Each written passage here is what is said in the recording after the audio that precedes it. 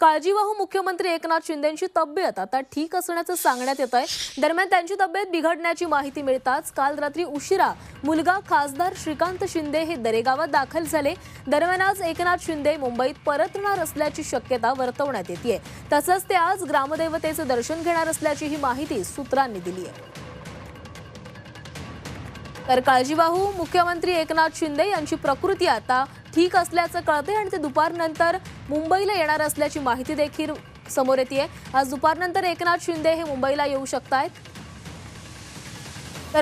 तर काळजीवाहू मुख्यमंत्री एकनाथ शिंदे हे आज 2 वाजता ठाण्यामध्ये पोहोचणार असल्याची शक्यता वर्तवण्यात येत आहे। दुपारी 2 वाजता मुख्यमंत्री एकनाथ शिंदे हे ठाण्यामध्ये पोहोचतील। तर या संदर्भातली अधिकची अपडेट्स घेऊयात आमचे प्रतिनिधी सरफराज सनदी यांच्याकडनं। सरफराज, एकनाथ शिंदे आज ठाण्यामध्ये पोहोचणार आहेत, दुपारी 2 वाजता ते पोहोचतील अशी शक्यता वर्तवण्यात येते। नक्कीच या ठिकाणी आता गेल्या 3 दिवसांपासून सातारा जिल्ह्यातल्या दरे या ठिकाणी काळजीवाहू मुख्यमंत्री एकनाथ शिंदे हे मुक्कामाला होते। कालपासून त्यांची तब्येत देखील बिघडली होती, मात्र आता त्यांची तब्येत स्थिर आहे। त्यामुळे आता त्यांनी मुंबईकडे रवाना होण्याचं त्यांचं निश्चित झालेलं आहे। दुपारी 12च्या दरम्यान या ठिकाणी हेलिकॉप्टर येईल आणि त्यानंतर 1:45च्या सुमारास ते दरे गावातून ठाण्याकडे रवाना होणार आहेत, अशी माहिती आता मिळालेली आहे। धन्यवाद सरफराज, तुम्ही दिलेल्या सविस्तर माहितीसाठी।